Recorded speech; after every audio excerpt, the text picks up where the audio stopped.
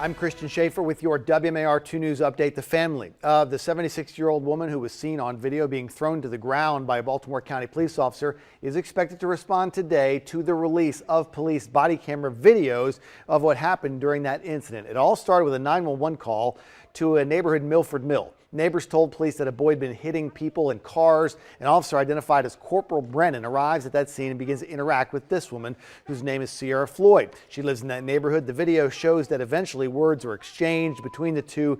Then Floyd leaves, she says, to go pick up her children from her grandmother's house. Her grandmother is Rena Mellerson. Corporal Brennan follows Floyd to that home, intending to arrest her on a charge of disorderly contact. It's Rena Mellerson who answers the door. Sierra Floyd refuses to come out. Then it takes a turn when the front door is shut in the corporal's face. He struggles with the door using pepper spray at first, then a taser, all of it caught on his body-worn camera. The door opens and Corporal Brennan grabs Rena Mellerson just as other officers arrive, including an officer identified as Officer Schmidt, who is the first one to get to the door. This is some video from his body camera. Oh, easy with her, easy. I didn't do nothing. I need to figure out what's going on, ma'am. You're okay. Just bend over. Get down. So both Sierra Floyd and Rena Mellerson were charged with resisting arrest and assault. Corporal Brennan and Officer Schmidt have been placed on non-duty related positions. The chief of the Baltimore County Police Department, Melissa Hyatt, was not at the news conference yesterday announcing the release of all this body camera video. The county executive, John Olszewski, was. He said it is not what he expects in terms of interaction between the citizens of Baltimore County and their police department. A Baltimore County Sheriff's deputy is accused of rape. A grand jury in Carroll County has indicted this man, Morton Winkler Jr., on a charge of second-degree rape. Investigators say he sexually assaulted a woman who was in custody back in November of 2018. Winkler had a court hearing on Tuesday and was released on his own recognizance. He is a Baltimore County Sheriff's deputy because of the relationship between the Sheriff's Office and Baltimore County Police and prosecutors. The state's attorney in Baltimore County called in prosecutors from Carroll County to handle that investigation. In Prince George's County, a police officer is charged with murder after investigators say he shot and killed a handcuffed man inside of a police cruiser.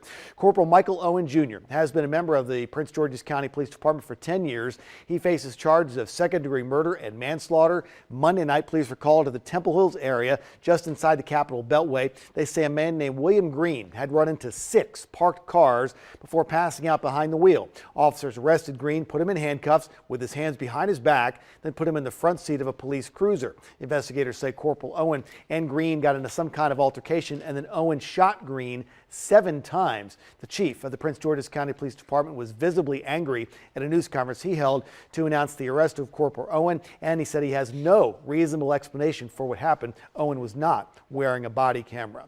The Baltimore City Council is considering a rebate program for private security cameras. The council members want to encourage people to buy these types of surveillance systems and then partner with the police department to share that video. They say it could help officers solve more crimes. This legislation was introduced by Councilman Eric Costello. Residents could get up to $150 if they would install a system like a Ring doorbell or a Nest camera. The Public Safety Committee's got a hearing on that bill on Thursday.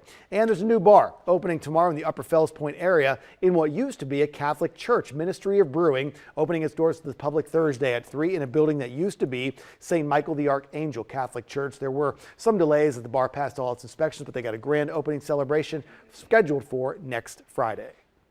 And now from WMAR 2 News, Maryland's most accurate forecast.